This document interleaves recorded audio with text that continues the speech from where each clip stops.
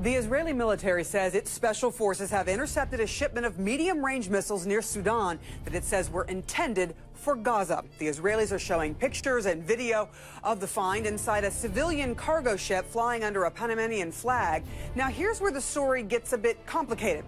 The Israeli military says, according to Israeli intelligence, the missiles actually originated in Syria, were flown from Damascus into Iran, then were headed to Sudan and would have eventually been taken by land through the Sinai Peninsula and unloaded in Gaza. They say they discovered dozens of M302 missiles.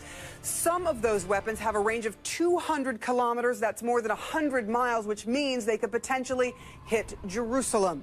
The Israeli military says bags of powdered concrete stamped "Made in Iran" were piled around the missiles. It says the strange course the missiles traveled and the concrete are an indication that Iran was doing its best to conceal its involvement in the shipment to Gaza, where there are several groups operating, including the government, which have been deemed terrorist organizations by Israel, the United States, and the UAE, among others.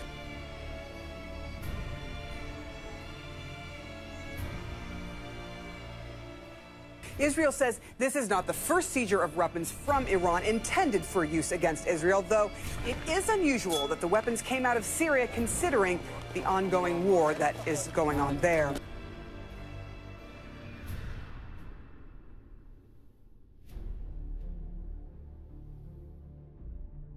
The Israeli Prime Minister is in the U.S. and on an official trip and spoke about his military's latest seizure. Israel captured a ship on the high seas stocked with weapons destined for terrorist groups. These weapons were going to be used against Israel. The entire operation, this clandestine operation, was organized by Iran.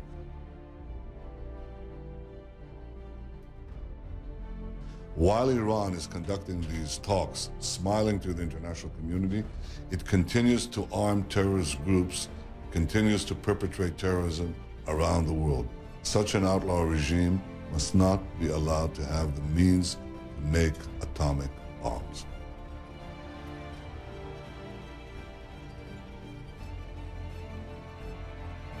Now, Iran has long denied it is working on nuclear weaponry. The timing of all this is interesting because, as Mr. Netanyahu mentioned, the seizure of weapons happens as Iran and the West are in the midst of trying to hammer out a permanent agreement on Iran's nuclear program.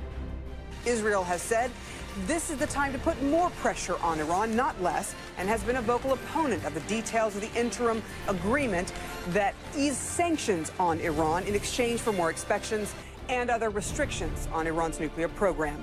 And that is the latest on the story. Sarah Sider, CNN, reporting from Abu Dhabi.